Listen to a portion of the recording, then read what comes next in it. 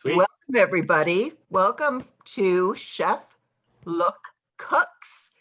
Christopher Look cooking from his very own kitchen at home, looking very snappy, I'd say, and ready to cook up a little romance in his kitchen for Valentine's Day. I want to say that this program is brought to you by the generous support of the Friends of the Edgartown Library, and I will let Chris take it away. All right, guys. Welcome to the program. I'm pretty excited for this one. It's going to be fairly simple. We should be able to get this cooked up and ready to eat in no time.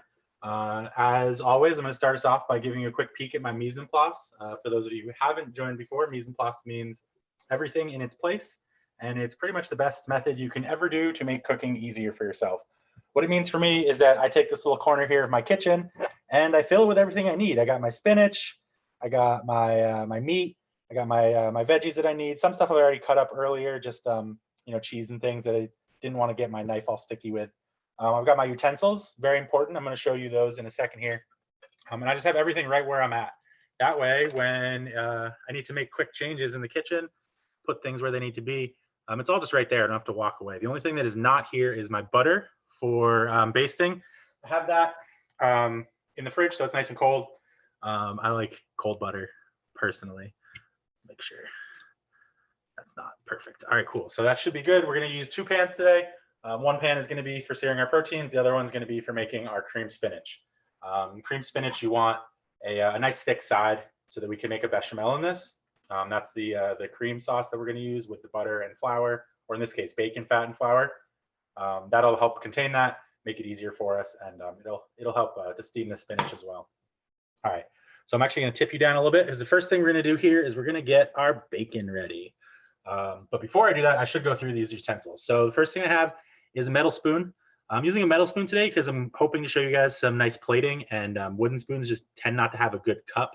So I'm going to use this to stir up my spinach. Then I'm eventually going to use it to plate it. I like metal spoons. They have a nice tip, so you can sort of like draw on the plate.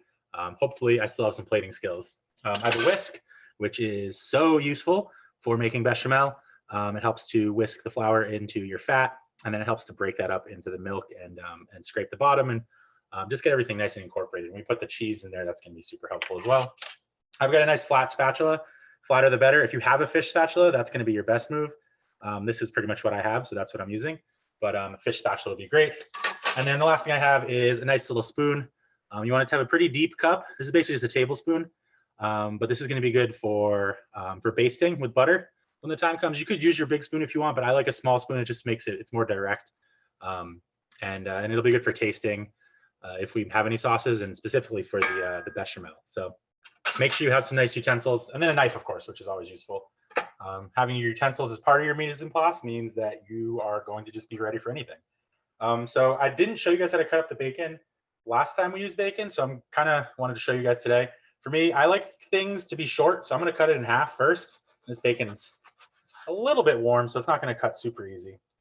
Basically, if something's longer than my knife, I want it to be the length of my knife. That way I can cut the whole thing at once. And so we're going to cut it lengthwise.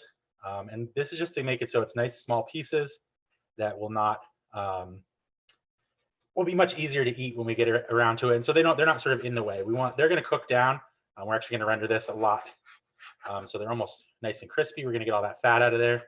So we don't need to cut it up. This is very soft bacon. Oh my gosh. Sometimes that'll happen. Bacon's very fatty. If you want to, you can always freeze your pork products like this. Fatty pork products, when they're frozen, will still be cut pretty easily. They don't freeze like super solid, like ice or something like that would. So you can still cut them, and you actually get really nice crisp cuts that way. But for me, I of course left this bacon out too much, so it's a little soft, but that's okay. Just do a little sawing motion. That'll help you get through without squishing it too much. But realistically, it doesn't matter if you squish it. You could, if you were feeling really lazy and you had a food processor, you didn't mind cleaning, you could even just put the bacon right into a food processor to start this off. That is going to get you really nice small pieces. It's going to make that flavor permeate all throughout the spinach, and you'll get really nice little bite-sized pieces, as opposed to this, which is going to be a little bit more texture for us, but just as tasty. I just don't like cleaning up my food processor, so I never use it. Although we might see that pop out for our next cooking program, which is definitely hush hush. I won't say anything about it, I promise. So again, lengthwise first, and that's just so you don't have sort of strips. You want to get as close to cubes as you can, or in this case, it'll be more like squares. And then we're just going to go the other way and cut maybe like a centimeter square, something like that. Oh, I forgot to get my pan heating up. You're going to want to turn your pan on first before you start cutting this, just so it's nice and warm by the time you're done cutting. And then you can just pop the bacon right in there and let it start rendering down. So rendering is a term that is kind of similar to cooking. In my mind, when I hear rendering, I think low and slow. It usually is less about getting the bacon cooked for consumption and more about taking the fat out of the bacon and leaving behind the meat. Of course, you could still eat it after it's rendered, but for me, when I render something, I'm really trying to extract the fat using heat, and the end product is not necessarily my goal. The solids, that is. In this case, we're going to have good solids and good fat, but for me, rendering tends to be a focus on the fat and not the solids. Beautiful. So we got a lot of nice bacon. We're just going to take that, put it right in our pan. You don't have to wait for it to heat up. It's totally fine. Again, because we are rendering this, we don't really care about searing the bacon or cooking it to any particular crispiness. We just want as much fat out of it as possible. Beautiful. All right, so that is going to get going. We're going to get that rendering down. Really should have remembered to turn that on. So while that's rendering, we can get the rest of our stuff ready.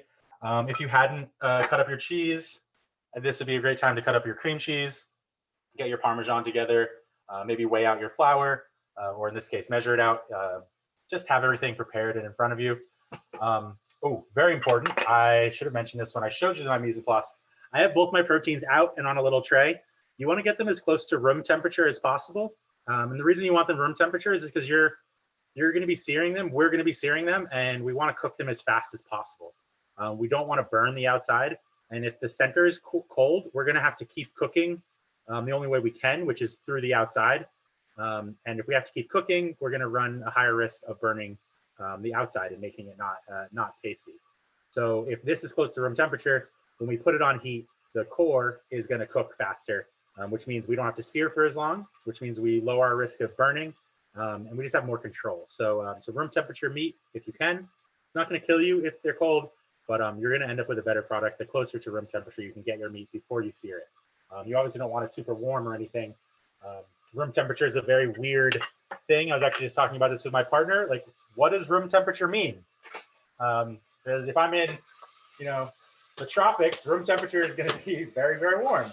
I know there's like a sort of, I think it's like 68 to 72. It's kind of like the idea. All right, so we're going to turn this down. This is starting to cook and not render, which is not what we want. But it's just an interesting concept when you think about cooking that you often just hear room temperature, room temperature, room temperature. But what does that mean? What does it mean to you? Leave a comment with what your room temperature is right now. I tend to keep my heat pretty low, so room temperature for me is about 65, and I don't think my bread skills have definitely shown how that can be a problem. So while the bacon's rendering, I'm going to go ahead and cut my onion up. Like I said, most of my other stuff is prepared, so I really just have the onion to deal with right now. And I left the onion because I want to make sure that I show you again how to get a really fine dice on an onion. Brunoise is what some would call it, although I will probably be run out of a restaurant if I call what I'm about to do this onion a brunoise. But it'll get you a really nice small cut. And so what I did is I took off the top end. So when the onion's in the ground, it's like that. The top end is growing up this way. You want to take the top end off and leave the root. The root is going to hold the two halves together so that when we cut it and do sort of our special cut here, it doesn't just fall apart into oblivion. Yeah, there we go. Once you get the temperature right on your bacon, you really can kind of almost ignore it. We're actually getting a really nice fond on the bottom here, just like we did when we made soup. And that fond is gonna come off when we put the spinach in here. All that water is gonna come out of the spinach. It's gonna dissolve the sugars of the fond. The sugars are what make that nice brown color. and the proteins, I guess. And that water is going to dissolve that. It's going to get all that beautiful bacon flavor into the spinach. We're going to put the bacon back in too, but it's going to be a really nice experience. All right, make sure keep dropping stuff and turn that down just a little bit more. Oh yeah. I love bacon. And if you don't like bacon, if you don't eat pork or whatever, you don't have to use bacon at all. You can just use olive oil. You can skip right to the part where we are going to be browning our garlic and just skip the bacon entirely. You can replace it with things if you want to, like some, what's it called? Seitan. There's like some really nice like spiced ones you could get that could add some nice flavor. But we really want the bacon for its fat, which we can easily replace with olive oil, and for its flavor, which is that nice smoky flavor. You could use some smoked paprika maybe if you wanted to. There's a lot of different ways to sort of get that smoky flavor. Even just liquid smoke, I think, is vegetarian. You can just use that as well to get that flavor. It's just a really, really nice. All right, see, my electric stove just doing that electric thing. I'm going to turn it all the way down to low. Lucky for me, this isn't the one I'm going to be searing on later. They always have a mind of their own. All right, don't burn my bacon. Very fast render. Oh yes, look at me. As I'm cooking my bacon, I forgot. We also want a slotted spoon. This is going to be really useful to strain the fat off from our bacon. So we just get the solids once it's all rendered out.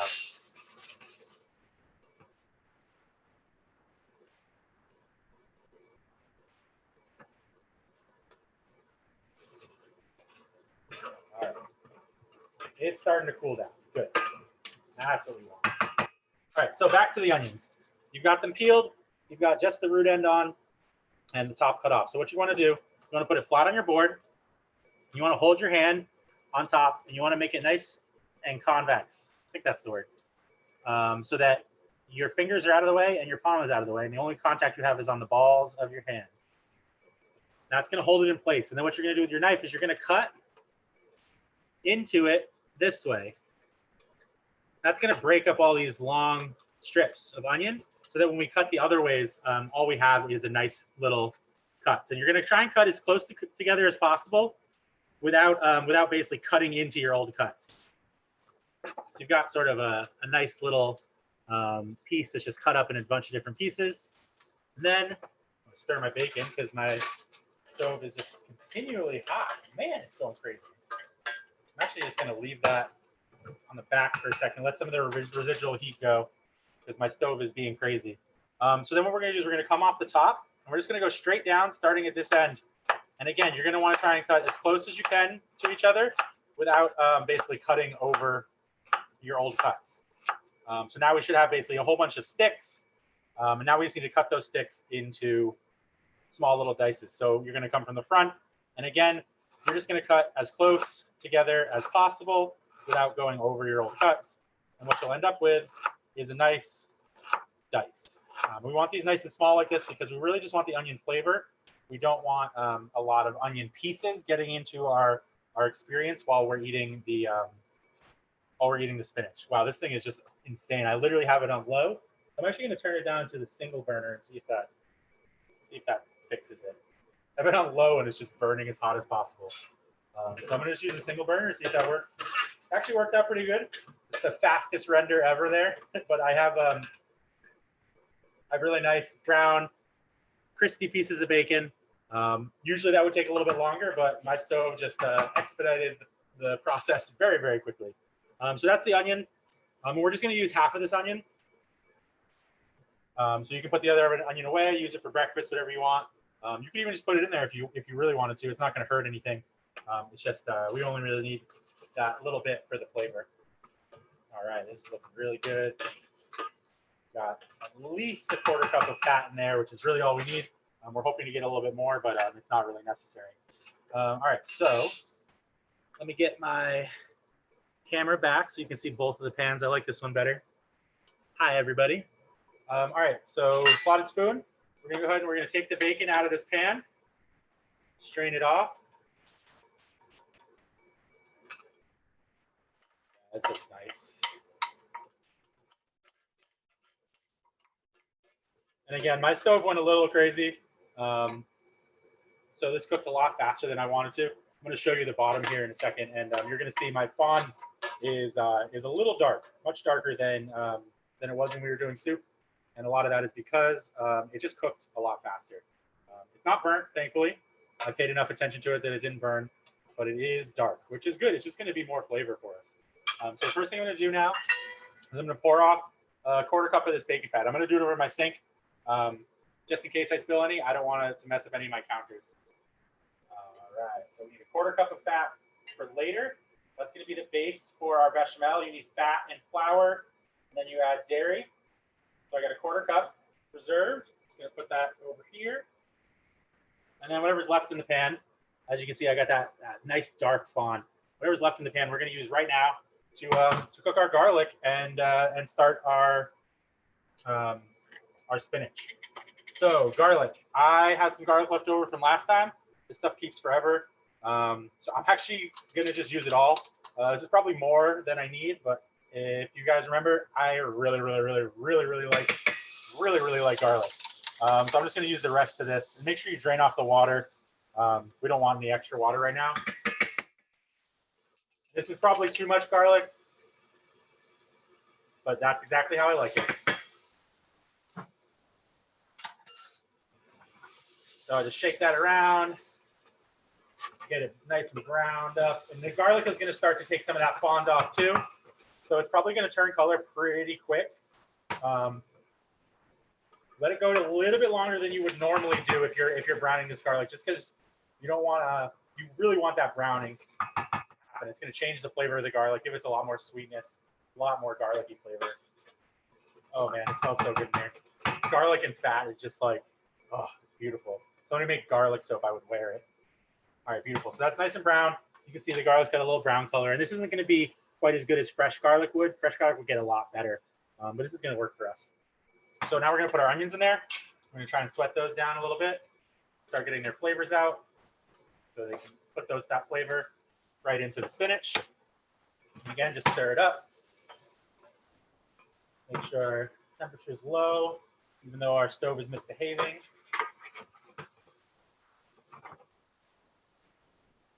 All right, yeah, looks so good. And that fond is just keep continuing to cook. Hasn't burned yet, which is good. When we get that spinach on here, it's actually starting to come up a little bit, which is good. If you can get it to come up, now is definitely the time. It'll just make it even easier when you put the spinach in there. I'm just gonna check the chat. I didn't have the chat up, just in case. Okay, good, sweet. All right, so all that's sweating down a little bit. Those onions are getting nice and translucent. You'll hear people say that a lot. It basically just means that once they turn translucent, it means that the waters are starting to release. The opaqueness of them has broken down, and they're basically cooked at that point. I generally like to cook my onions way past that, but usually you're adding other foods to them once they turn translucent, and that gives them a chance to sort of finish cooking with the other foods. Onions are really sturdy. They can handle a lot of punishment, and so that's why we usually put them in towards the beginning of the cooking process. They also smell really good. They're aromatics, which is another reason. And they just taste so good. So we want that flavor to be there right from the start. So it really permeates the whole dish. All right, so I'm going to take both of my things of spinach, and I'm going to try and get all the spinach into this dish. This is a little more than the recipe called for, and I might stop if it gets to be too much, but we're just going to go to town. This is looking good. I think my temperature control is finally kicking in, which is good. Cooking with electric. It's always an adventure. There we go. My fond's starting to come off. Awesome. And it's really going to come off once it gets the water from the spinach. All right, beautiful. Onions are looking pretty good.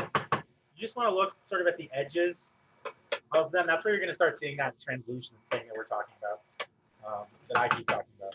All right, sweet. So what you're going to do, you're going to take your spinach, and you're just going to mound it in your pan. Put pretty much as you can in there without overflowing, and just push it down, and then just layer on a little bit of salt. So we're going to season it as we go.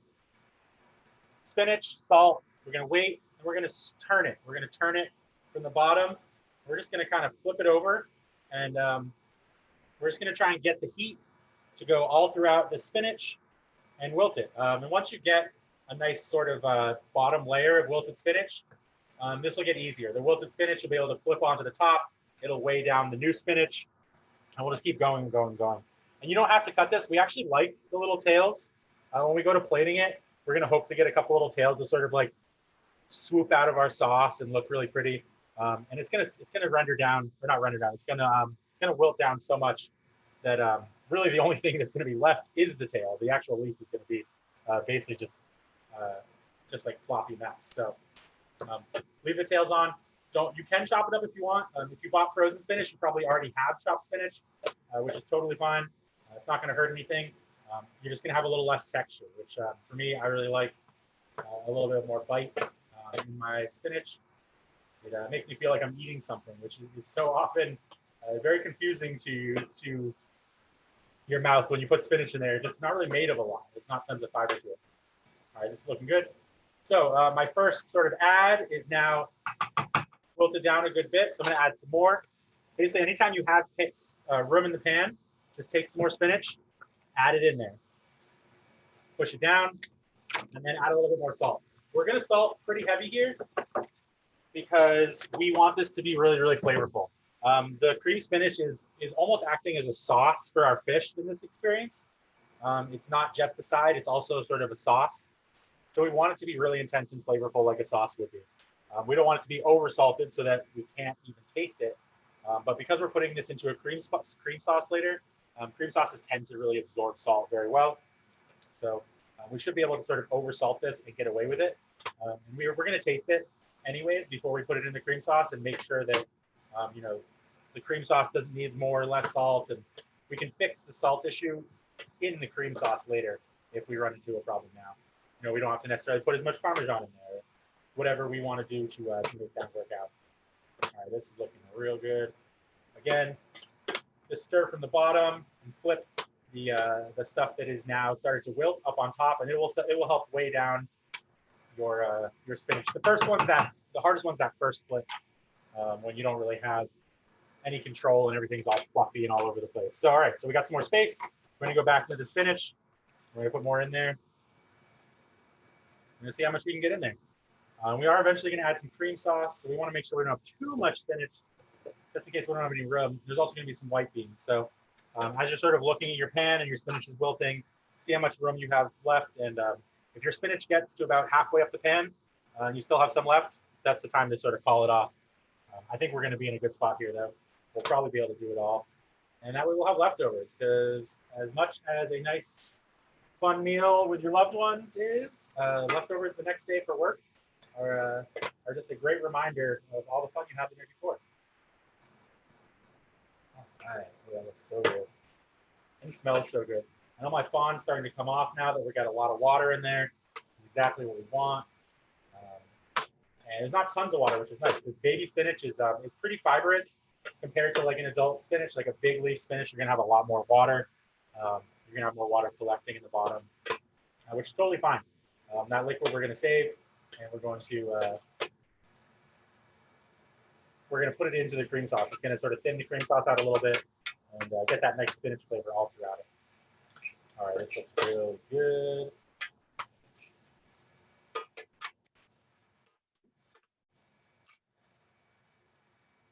take a quick peek.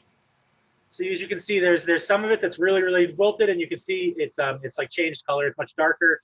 There's still a couple pieces in there that haven't finished off yet. But this is the time where I'm going to want to add more. And I am getting pretty close to half my pan, but I'm going to go for it. I'm going to put the rest in there. Live on the edge. If I run out of space, so be it.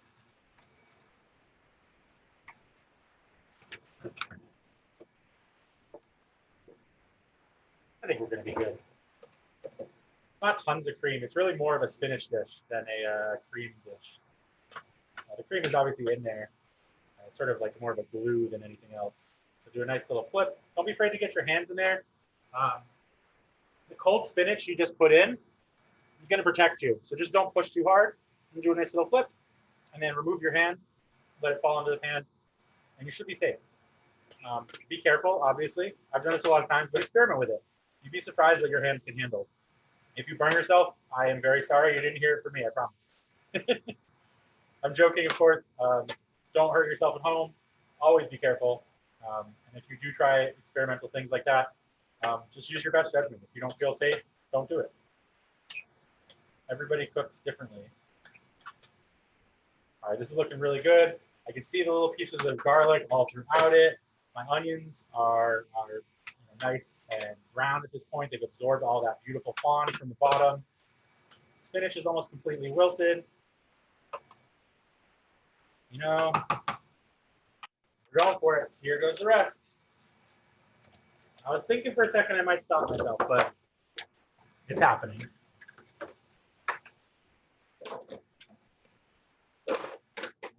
Make sure to recycle.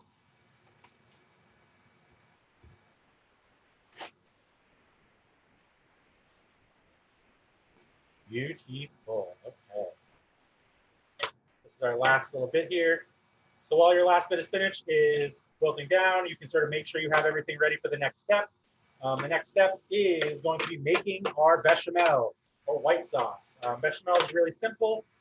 It's very easy to remember. The ratios can change depending on how thick you want it, but at its base, it's a 1-to-1-to-1. It's 1 tablespoon of flour, 1 tablespoon of fat, 1 cup of milk. If you're adding cheese, it's 1 cup of cheese. Again, those ratios can change vastly depending on what you want and how thick you want it. But in general, you want the same amount of fat as butter or as flour or thickener if you're using a different starch.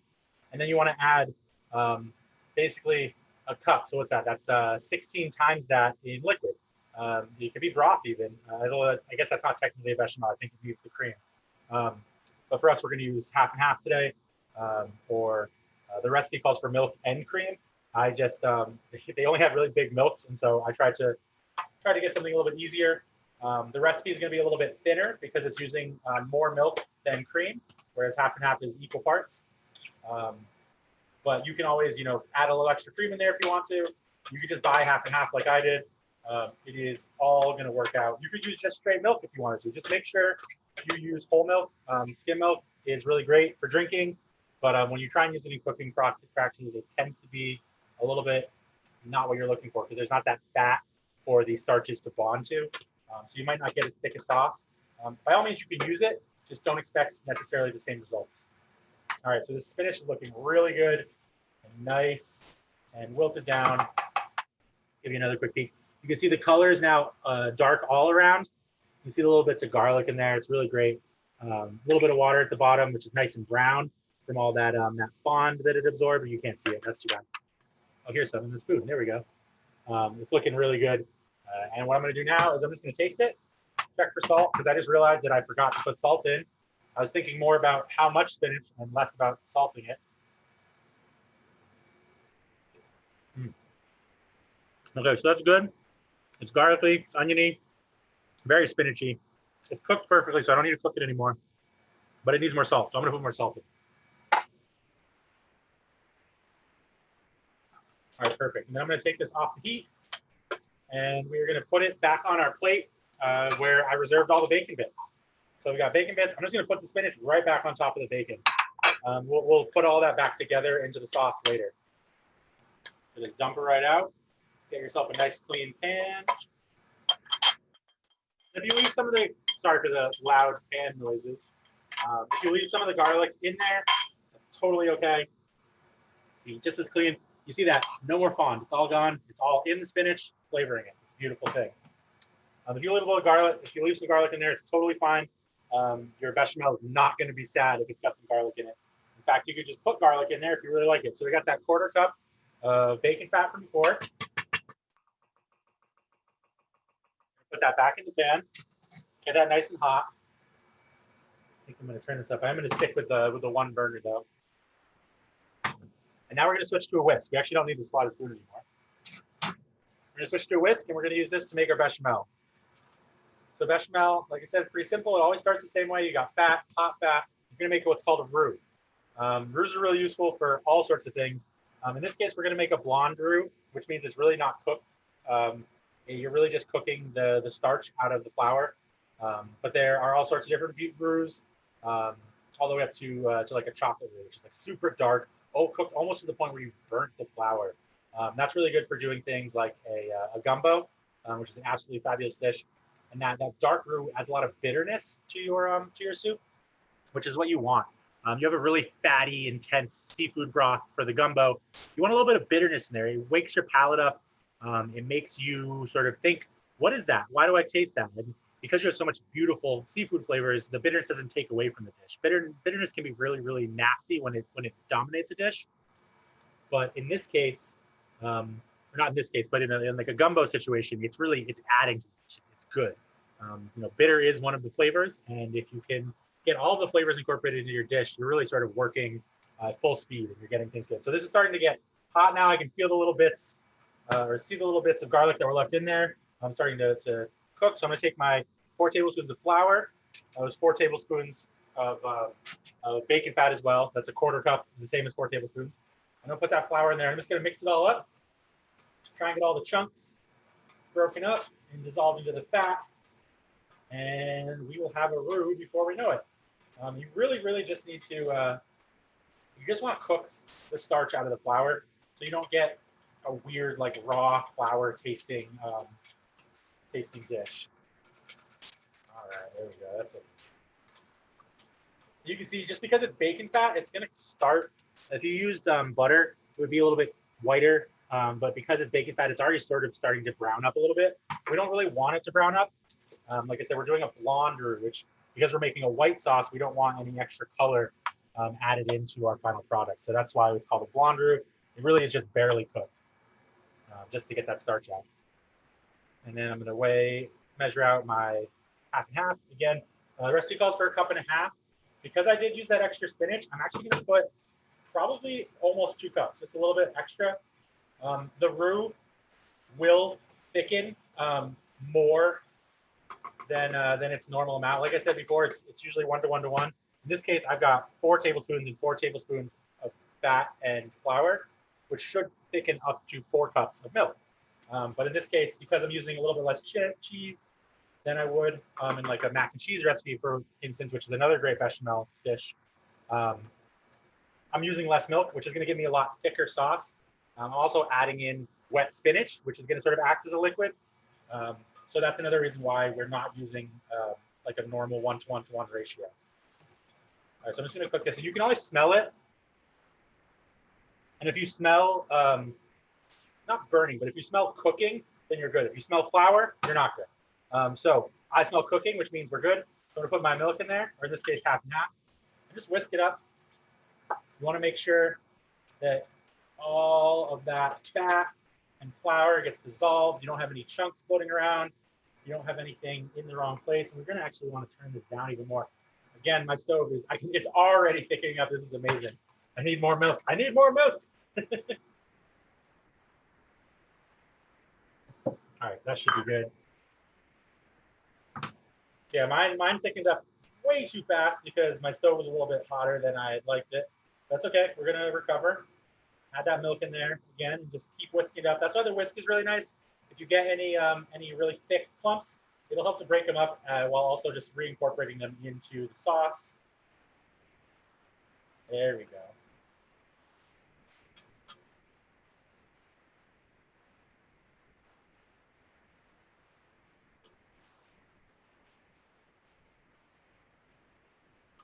You want to pay attention to this nonstop. Don't leave. Don't go text your friend. Don't do anything but pay attention to your sauce. It's going to get really, really thick, almost like a mac and cheese sauce. And we're there right now. Let me actually show you with the spoon. Hopefully you guys saw that. It's thick. That's what we want. We want it to be thick. We want it to coat the spoon. It just tastes like bacon and cream, which is fabulous. So once it gets nice and thick like that, oh, it's so good. Oh my gosh. I haven't even salted it yet. I'm just so happy. Once it gets nice and thick like this, we're just gonna shake it up, whisk, whisk, whisk. We want to see an actual bubble. Oh yeah, it's boiling, good. And that's where we're gonna put the cheese in. So I cubed up my cream cheese. You don't have to use cream cheese. You could use cheddar. You could use pretty much anything, honestly, as long as it's a good melting cheese. Good melting cheeses tend to have a decent amount of fat, but also a good like milk fat. There's milk fat and then there's like oil fat, and you want like a Swiss has a more of an oil fat. You want more of a milk fat. That's going to help it sort of bond to the bechamel and make a really nice creamy sauce for you. So again, this is very, very thick, and it's thick on purpose because we're going to add it. We're going to add in the spinach, and that liquid from the spinach is going to mix in here and really thin it all out. It's going to be beautiful. Right, so the cream cheese is pretty salty. So again, that's why I haven't salted this yet. I know that my spinach is perfectly salted. I didn't over salt it. So I want to make sure this is perfectly salted. Then when we mix them together, we'll just have a perfect dish. All right, yeah, that's getting really nice and thick. My cream cheese is starting to melt. Perfect.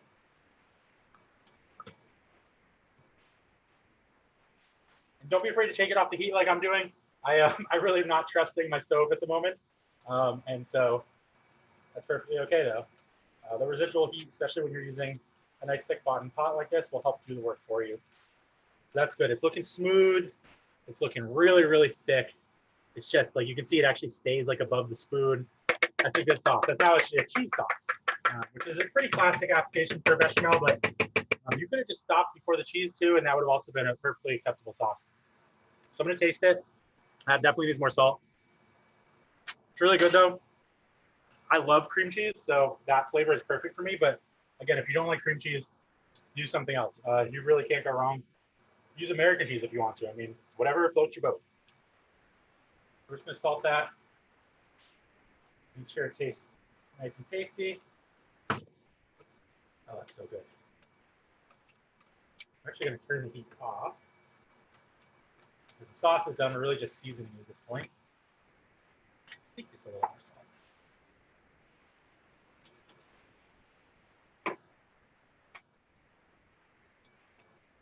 It's good, but more salt, more salt.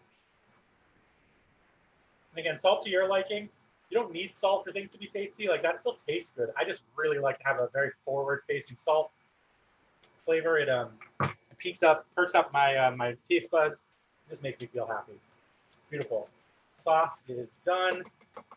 Salt is perfect. So we don't need the whisk anymore. Now we're going to take our spinach from before. We're just going to put it all back in there. The whole thing. Now we have perfectly cooked spinach, perfectly cooked cream sauce, and now we have perfectly cooked creamed spinach. We have creamed the spinach. All right, so just put it all in there, mix it up nice and good, and you'll see immediately the sauce will start to thin out. All that liquid, the water specifically from the spinach is going to get in there.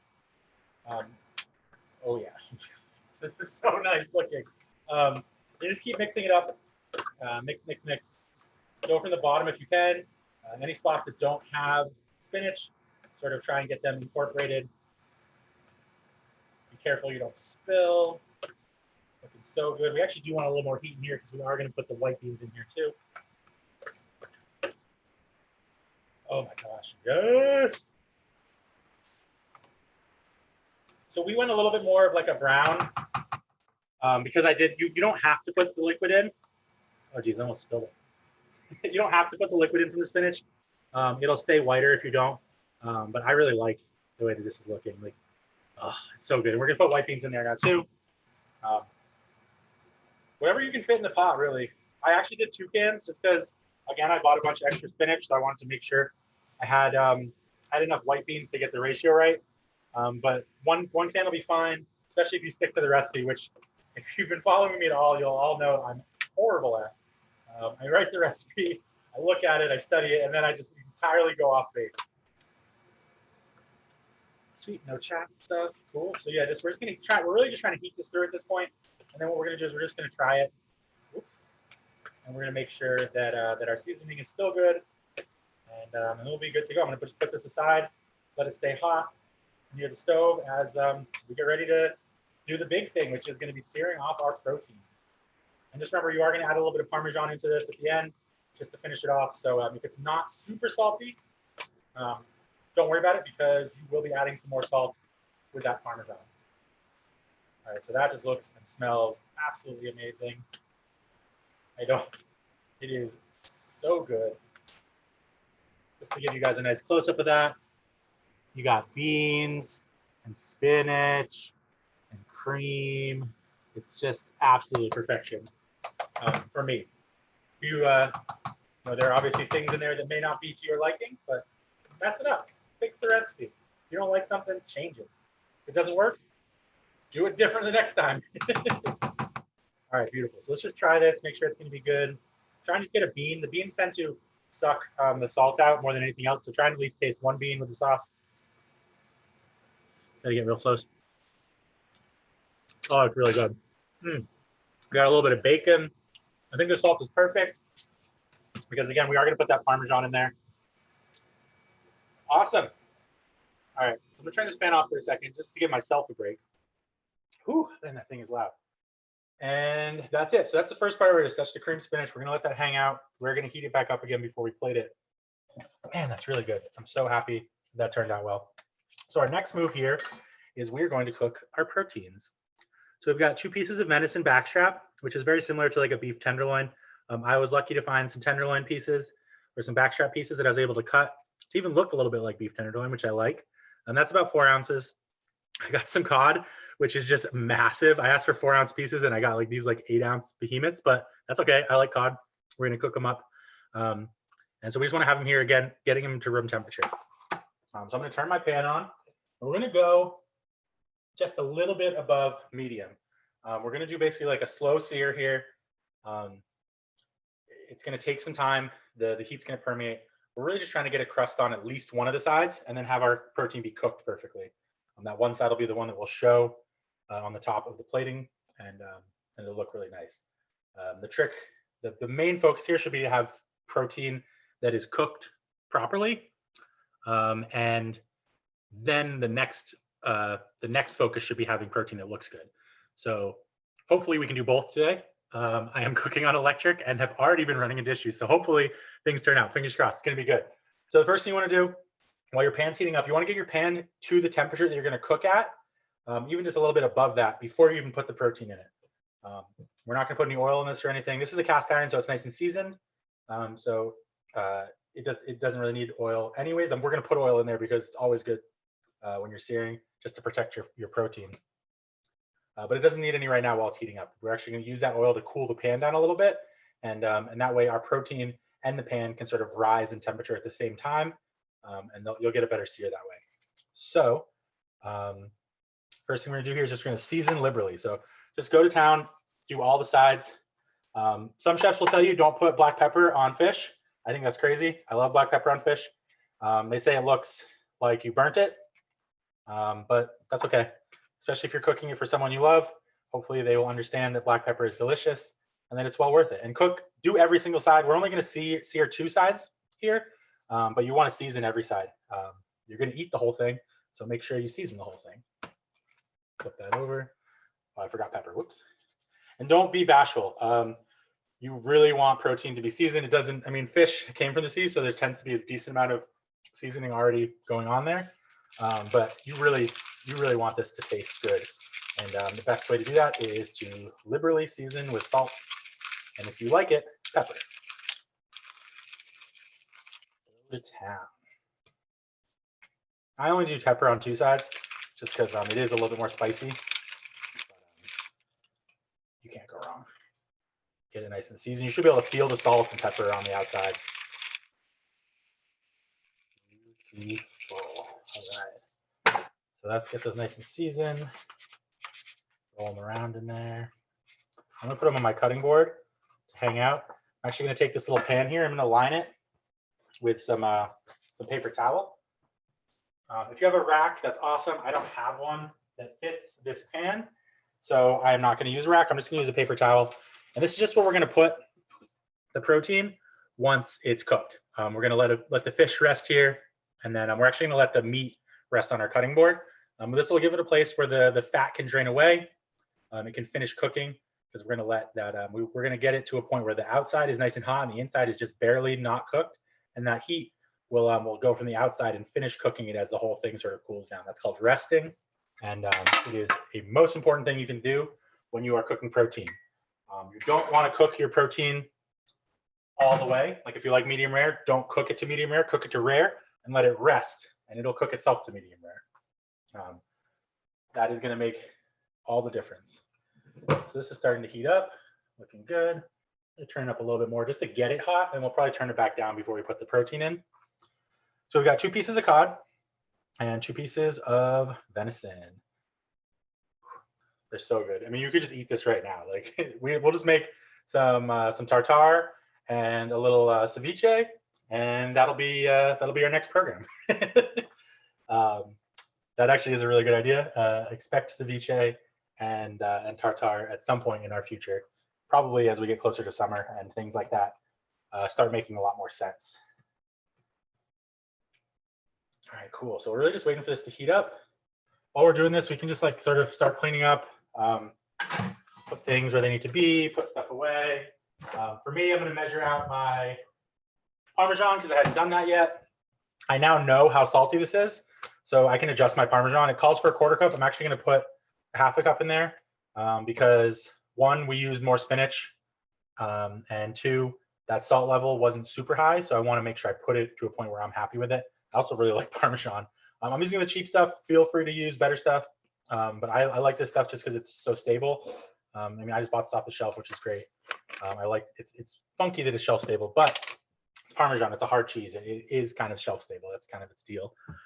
Make sure we got a nice look. You can see the pan over here. Good. It's getting hot. Just put your hand over the pan and you can feel the radiation. And if you want to know if the pan's the same temperature, move the pan, put your hand over the burner. That'll tell you if they're close or not. Don't do that if you are cooking on a flame. That's only for electric. Just in case, just in case. If you do that, you're going to get burned. All right, cool. So let's measure out our Parmesan just so we're ready. Again, I'm going for 1/2 cup, which I happen to have this really nice little strawberry bowl. It's just 1/2 cup, so I'm just going to fill that up.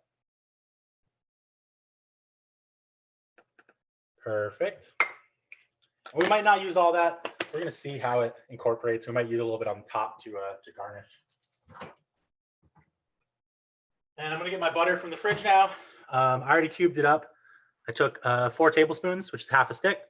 I cut it in lengthwise 2 times, boom, boom, made four little small sticks, and then I cut those into 4 pieces. So I have 16 little cubes here. Each piece of protein is going to get 4 cubes. That way we'll have the same amount of fat for each one of them. It'll give us a good amount to baste with, because really we're going to want to fill this with butter, put it over the top of each one. And you're basically, at that point, basting with fat is the same process as deep fat frying, basically. You are taking your meat, which has a nice sear, and you're trying to raise that core temperature as fast as possible. And a great way to do that is to just put it in fat, put it in hot fat, or in this case, cover it with hot fat. So that's gonna be our move. Ooh, nice. The pan's starting to smoke, which makes me feel like we're getting really close. Yep, feels good. Almost there. Beautiful. Turn this down a little bit. Here we go. This is the time. The time has come to test our electric skills and see if we can come out on top with some really good seared protein. I'm going to be very embarrassed if this doesn't work out, but that's okay. You're all here, you're all my friends, so it's going to be fine.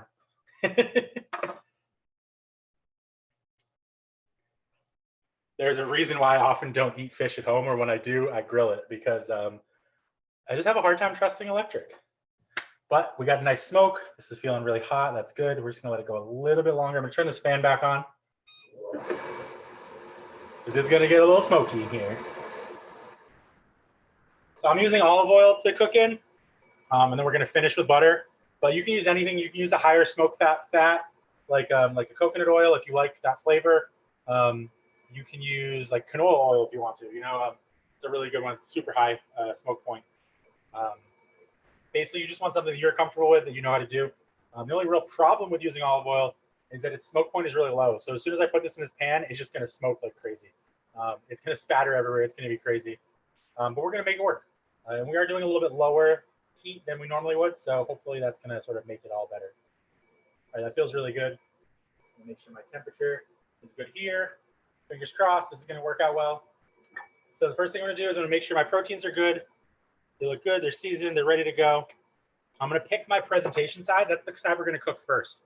In this case, you've usually got like a top piece, which is the skin side, and then you've got a bottom piece, which is the bone side. And the bone side usually is flatter, but tends to have like a little cut in it. from where like the loin is, and so it doesn't look as good. So we're gonna try and use the sort of the rounded side. And when we put it in the pan, we're gonna let it rest, and then that rounded side will become the flat side. And it doesn't really matter what the other side looks like at that point, because when it's sitting on the table or on the plate, we're just gonna see the top. All right, so our pan's nice and good. We're gonna put some oil in there. Don't be bashful. Give yourself enough that you're gonna have a nice coating on the bottom. You really don't want your fish to stick. The red meat's gonna have a lot easier time at this, but your fish is not. So you're gonna put the pan in, put the oil in there, put it back on the heat for just a second so it comes up to temperature, and you're gonna take it off, swirl your oil around, take your protein. You're gonna do almost like a little spin. Doesn't have to be that aggressive, but what you're doing when you're spinning like that is you're making sure that there's oil under the protein. Sometimes when you put protein in a pan, it will displace the oil, and you don't want that. You want the oil to be underneath your protein. So give it a little spin. That'll help to get that oil underneath the protein. And you can just give it a little shake too. Make sure it's in a good spot. Get it close to the center as you can. I'm using a pan much bigger than my protein, so it's going to be, I got a lot of space to work with. And just listen. Hopefully you can hear it from there. I'm going to bring it a little closer.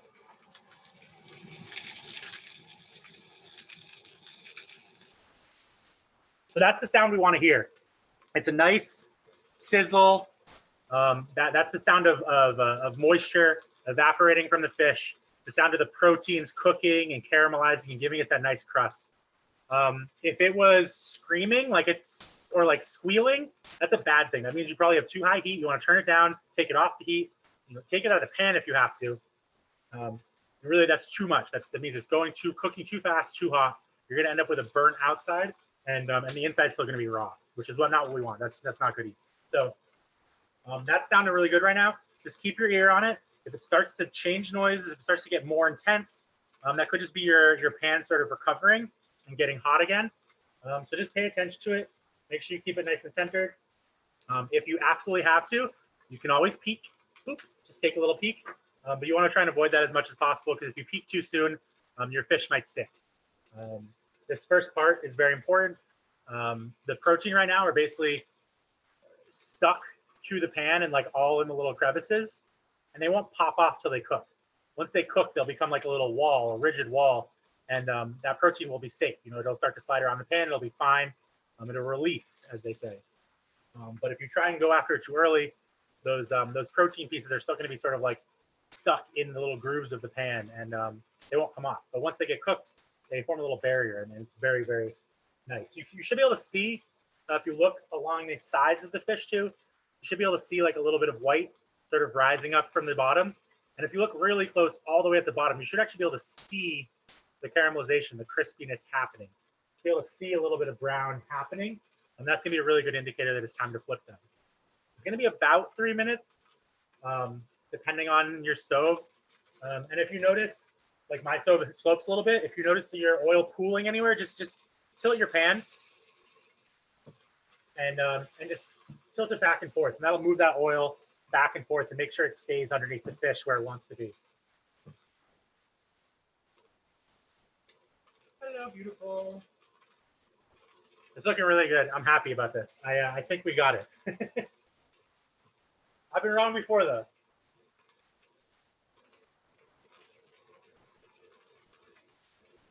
So you can set a timer if you want to.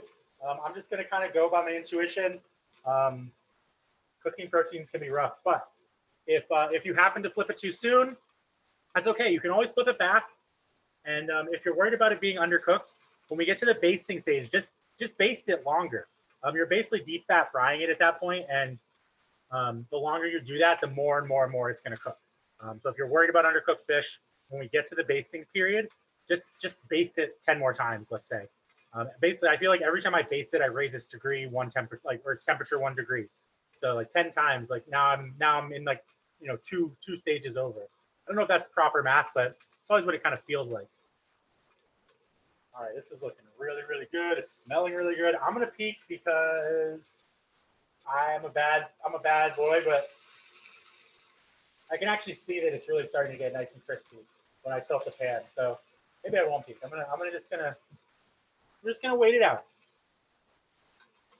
I'd say maybe like 30 more seconds before I flip it. And again, I can see that the white has made its way up the side. You basically want the white to go about halfway up to 3/4 up the side. That means that your heat has started to come up from the bottom. You probably got a little bit on the bottom that's cooked, and then a nice big chunk of raw, and then of course the top is raw too. But we're going to hope to get 2 nice little bands of cooked with a little raw center, and then we're going to base that center out of existence. All right, here we go. We're going in. We're going in for a peek. Oh yeah, baby. Oh yeah. Woo. It's almost like I know what I'm doing. Almost. Sometimes I doubt myself, but this is gonna. It's looking good, guys. We got a good sear. Everything's gonna be okay. See if we got any questions. We use stronger flavored cheese. Should we use less? Yeah, totally. Depending, like you could even use a blue cheese. Honestly, that could be really, really good. But yes, I would definitely use less. I'd say I probably used about a cup. But yeah, the stronger your cheese, especially like a more fermented one, you're definitely going to want to go maybe down to like a half a cup. Taste the sauce. That's the best way to tell. Have enough to go up to a cup and just keep tasting it as you add the cheese and it melts. That's going to be your best bet to know what you want. All right, so these are ready to flip. I'm going to flip them. When I flip them, I'm going to make sure that there's oil underneath them again too. If you have to, add more oil to the pan.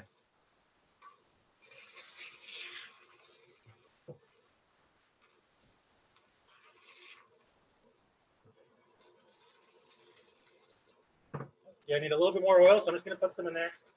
And it happens. Don't feel bad about it. It's olive oil. It's good for you.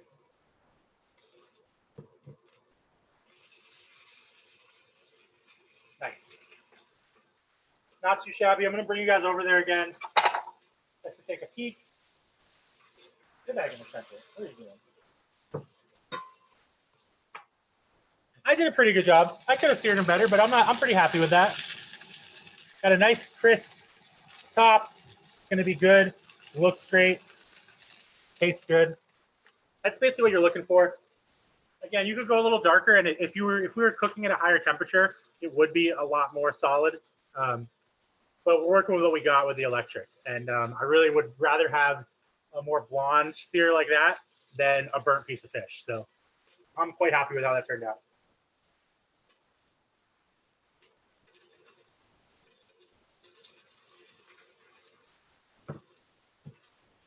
So again, the fish is already starting to get warm, so it's actually going to take a lot less time on this other side. We're probably looking closer to like 2 minutes, but we're just going to wait it out. We're going to listen. Still sounds perfect, which is exactly what we're looking for. We're just going to see how it goes. One thing we're going to do tonight that we don't always do is we're going to practice plating, because this is supposed to be sort of a romantic dinner. People eat with their eyes first, and so we're going to give it a shot and see if we can make a really nice. This is a good spot. I should have done this before. See if we can make a really nice presentation. I'm sort of thinking that we're going to try and do like almost like a yin yang feel. With like one side of the plate is going to be like the white sauce, and then the other side is going to be like kind of the bloody venison. But we'll see how things turn out. I'm going to experiment.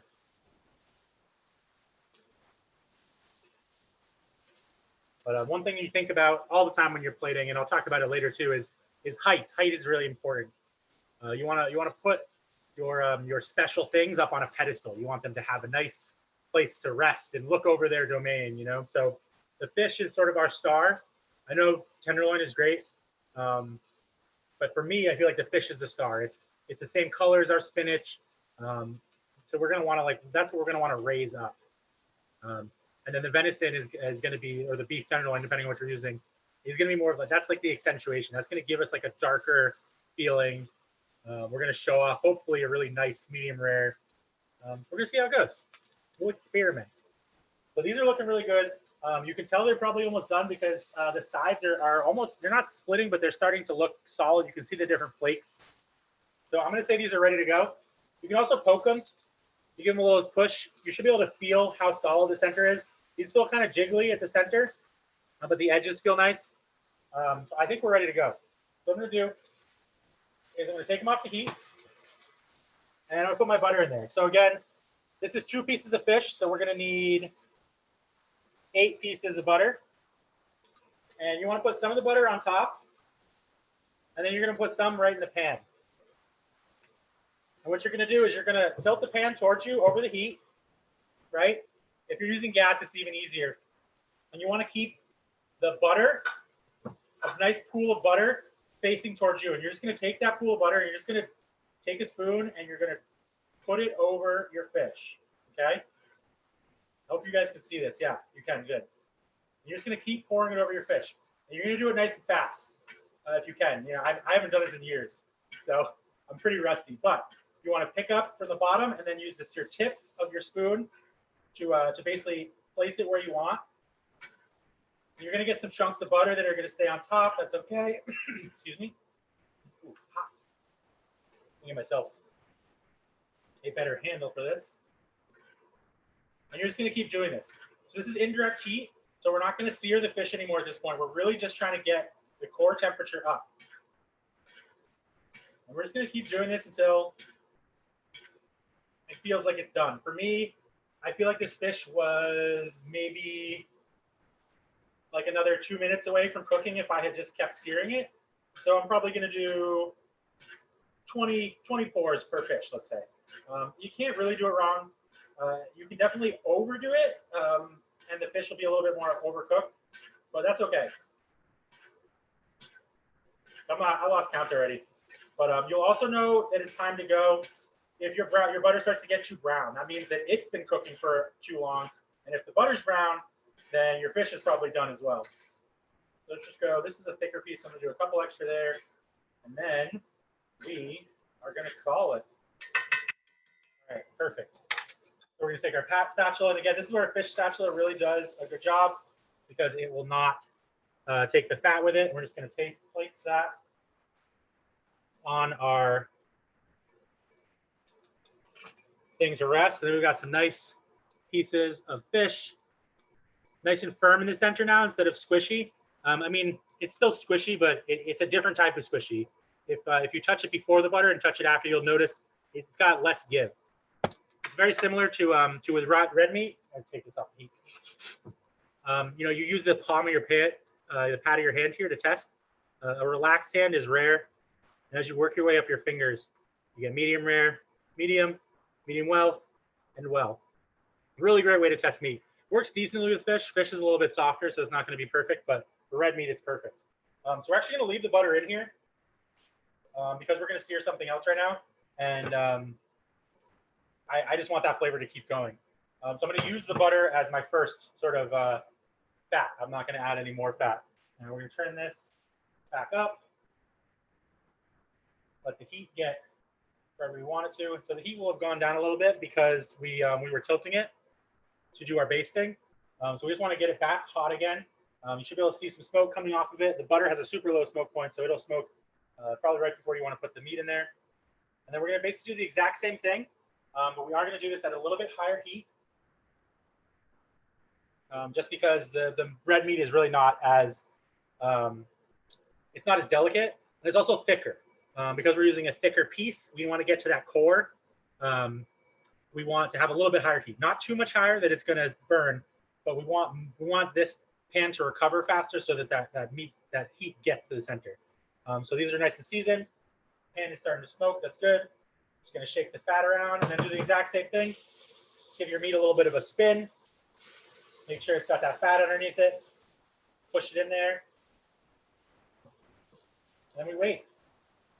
So I'm hearing this, and it sounds like a lower sizzle than last time, so I'm going to turn the heat up.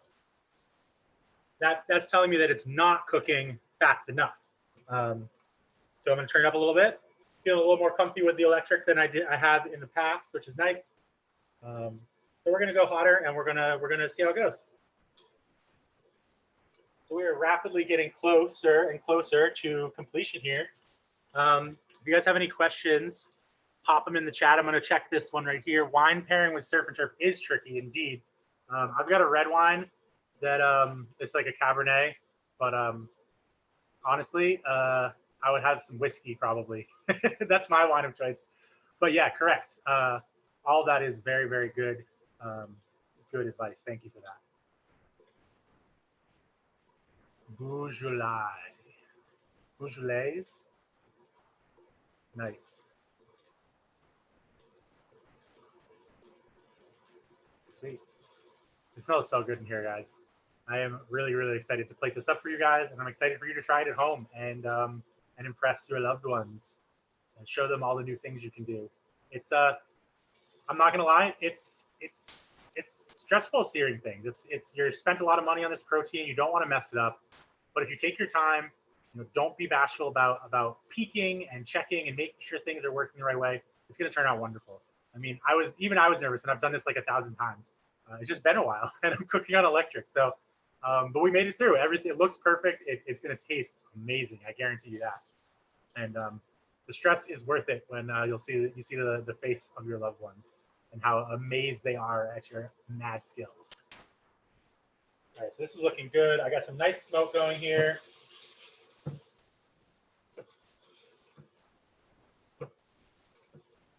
Again, just tilt back and forth so you can make sure that there's some oil or fat staying around the bottom of your protein.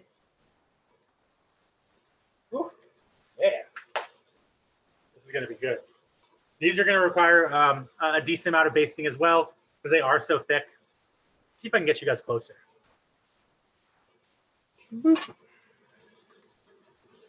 There we go. Should have done this earlier.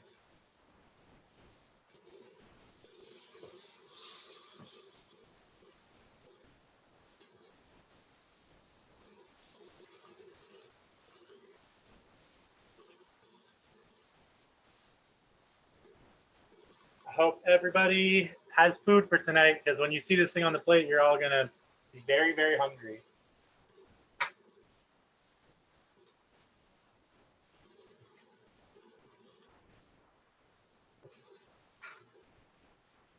So just take your free time, clean up your workstation, make life easier. Partner's going to be very, very excited, or loved ones. It can be anybody. It doesn't have to be a partner. Very, very excited if not only you cook, but you also clean up after yourself. It's the ultimate in pampering. All right, beautiful. Take a little peek here. What? This is looking good. These things are so thick. All right, my temperature's actually getting too hot now. I'm gonna turn these down. Worth waiting for.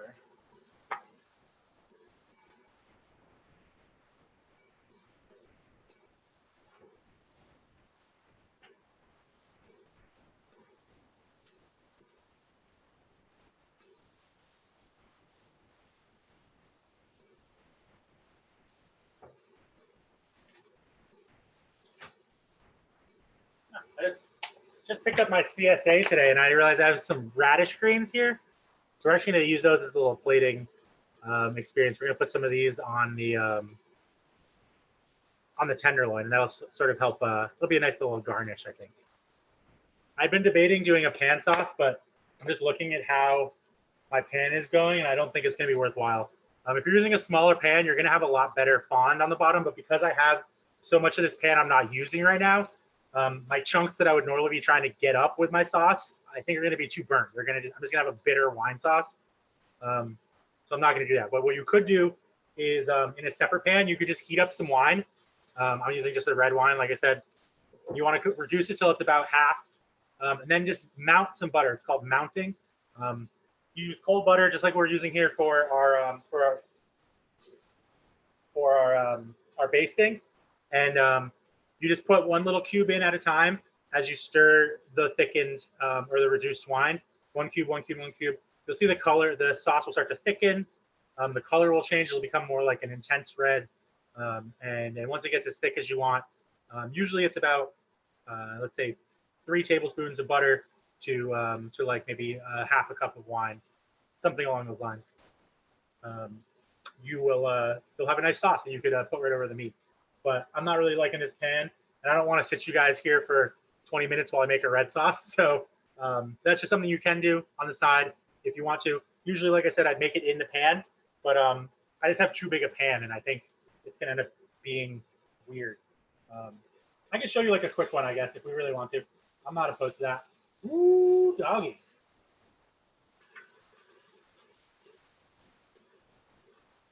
So I probably cooked this a little too much, honestly. Don't tell my chef. But it's got a nice crisp side. I wasn't paying attention. My fault. I started talking about sauce. Should have flipped them a little earlier. And part of that is because I turned the heat up a little bit. Part of it was just me not paying attention. So I'll bring you guys over. You can see sort of my my blender. So if you can see, there's actually like a little dark ring around the outside. And that's not good. That means that I cooked it too long. It actually got like a crisp protein here. It's still going to taste really good, but it's not going to look as good. So what we're going to do is we're going to try and fix that on the other side, and then we just won't tell anybody. We'll put that on the bottom, and everything will be okay. And again, some people like that. I like that, honestly. I'm a big fan of burnt stuff. And that's not so much burnt, it's just a little over crisp, over seared.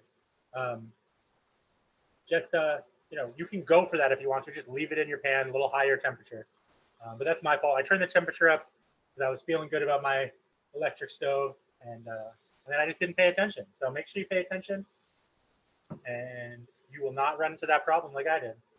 But we're gonna make this other side perfect. Get your basting spoon ready. Again, this other side is gonna cook a lot faster than the first side, especially since I let it go for so long. That core temperature is starting to rise. The external temperature is much higher as well. And so we should end up with a sear much faster than we did on the first time.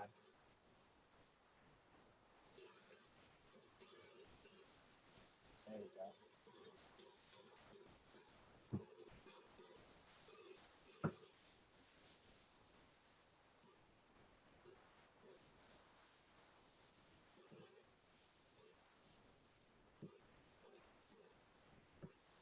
Beautiful. Okay, we're almost there. Almost to the ultimate. Get my butter ready.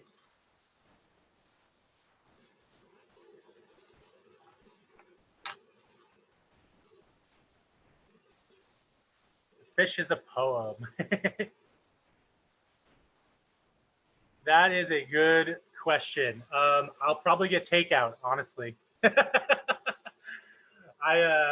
As much as my partner loves when I cook for them, not having to clean up after me or not having to watch me clean up and just being able to like relax on the couch together is even more fulfilling. So I might just get takeout. Although I also might just cook. Curry has been on my mind. We just got a bunch of squash. I love a good squash curry in the winter. Not exactly as romantic as this, but she gets to eat this tonight, so it kind of is like it works out. All right, basting time. So again, some butter on top, the rest of the butter in the pan. And this butter's gonna be brown right off the bat because the butter from the last time is still in there too, but it's okay. The fresh butter will sort of freshen it up. We're just gonna go to town. Baste, baste, baste. You should immediately see the sides start to cook and turn brown.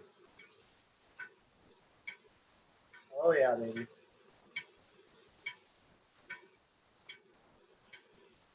Get out of there, buddy.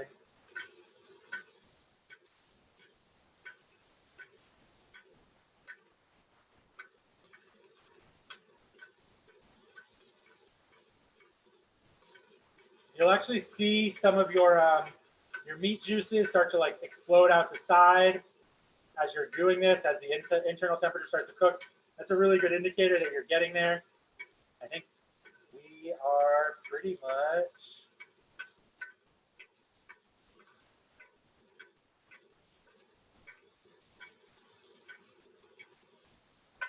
done. All right, let's take these out of the pan. I can smell the butter. Super nutty, beautiful. See how we look on the other side. Woo, nice and crispy. So I think part of this is because I was using butter, but I got a nice crispy half on the other side. I'm honestly not that sad about it. I definitely didn't do what I was going for. I was going for more of a soft sear here. How is this looking? No, I'm not going to use it. I was going for more of a soft sear here, but I ended up with a really nice, crispy shell on both sides. So I'm kind of happy about it. All right, so we're gonna turn the fan off. We don't need that anymore. Gonna bring this back over. We're gonna get this spinach back on the heat. We're gonna get warmed up, and then we're going to plate our dish. So we're gonna move you guys back over here so you can see my plate. Whoops, there we go. We're just gonna let the venison rest. We don't need that anymore for the moment. You generally want to rest for half the time that you cooked for, or up to the same amount of time you cooked for. So we're gonna probably cut these a little sooner than we should have, but that's okay. You can let it rest for longer when you do it at home. I just don't want to keep you guys for too long. So we're just gonna stir this up, make sure everything's nice and incorporated. It's still pretty warm, so this shouldn't take that long. We're really just trying to get the Parmesan in there and mixed in.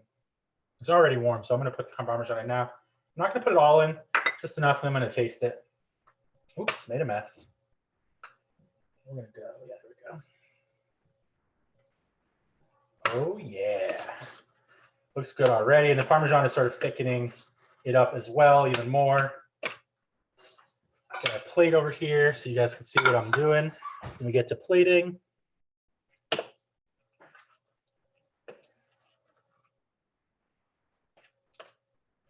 And yet again, you know, I keep saying I'm going to do these faster, but it's 6:18 again.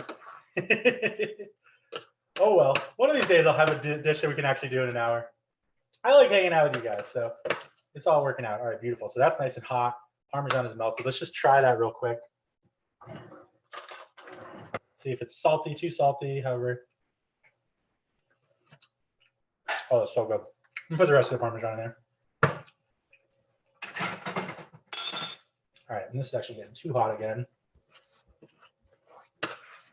Oh, I got a big chunk of bacon on that last one. So good.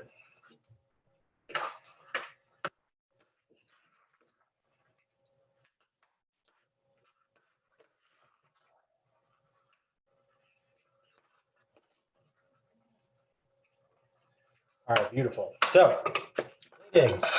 First thing you want to do with plating is you want to make sure that whatever you're plating from is very close to the thing you're plating to. That way, you won't leave any trails. You won't drip sauce all over the place. You'll be able to go right to where you want to go without having to worry about, you know, leaving anything behind. I made so much spinach. This is obviously perfect for leftovers. If you're feeling really crazy too, you could like chop it, like blend this up and like make like a gnocchi out of it. Like it's probably going too crazy, but add a little flour in there and make like a dumpling. That could be really good.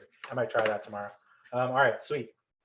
So this is good. It's nice and hot. It's everything we want it to be. So we're gonna get a nice big spoonful, you know, enough for one person-ish.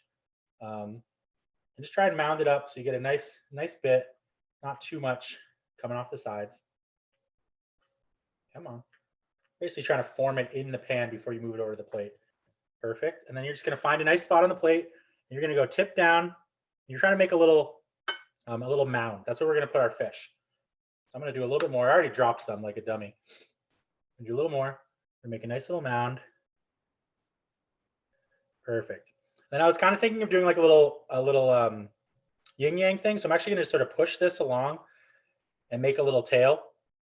And then you can use your hand if you want to. Make a little tail as if it was like a yin yang, right? So that's gonna be our white side basically. We've got like the nice big part where we're gonna put our fish. Got a little tail there. If I can find a little piece of spinach, maybe like make a little spinach tail so like people know that that's actually spinach. Beautiful. You can push stuff around, it's fine. And then we're gonna take our fish. We're gonna go right on top of that. That's gonna look real nice. Use your towel if you want to. And this plate is, I've already put too much on the plate, which is pretty classic me. And then so what I would do here,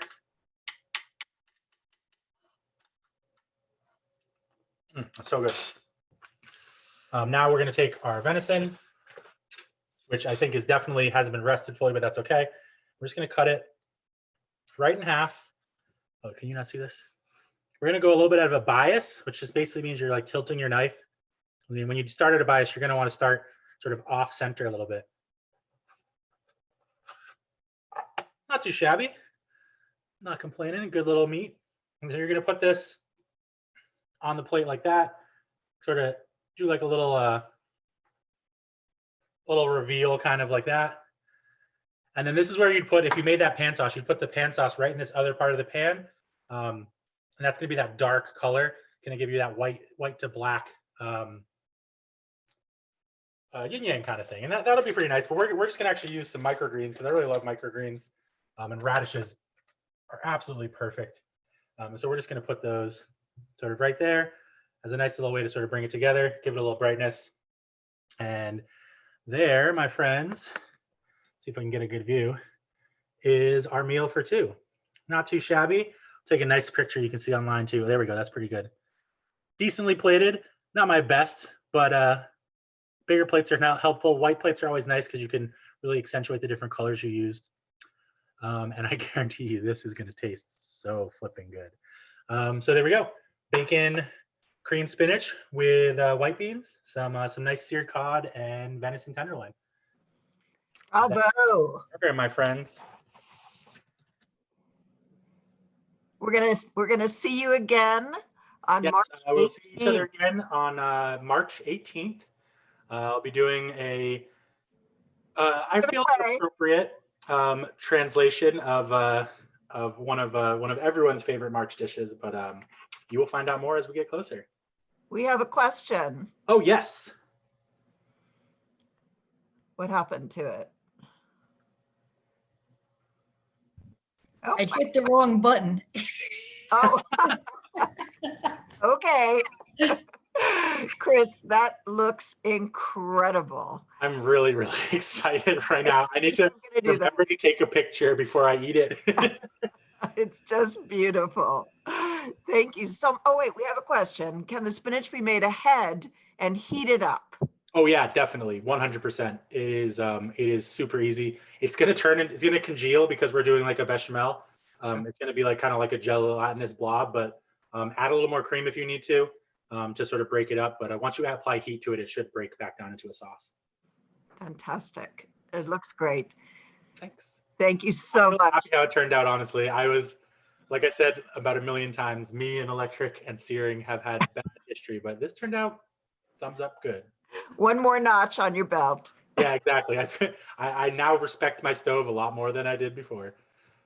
Thank you so much, Chris. We're Thank all you. appreciative. Thanks so much. And the recipe, both recipes I sent out with the emails, but if anybody missed that, please go to Trash Panda. Would you give Yep. the website again? Trash Panda EPL, as in Edgartown Public Library. That's trashpandaepl.wordpress.com. It's pretty cool. I've got my email box is open too. If you guys ever have any questions, you can even send me like a picture of your cabinet and I'll tell you how to cook it.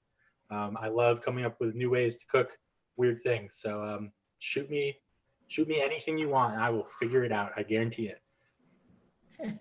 And just check out Chris's blog because It's a lot of fun. We're coming pretty close here to our year anniversary. When I post the next program's video and recipe, we will be at a year since I've started doing it, which is just absolutely mind-boggling. But It is. that's how things go nowadays. Happy to have you though. It's great. Really Been great. happy to do this. So thanks guys for showing up, and I am excited to see you guys next time. It's gonna be a lot. Thanks so much. Thanks everyone. Bye, Happy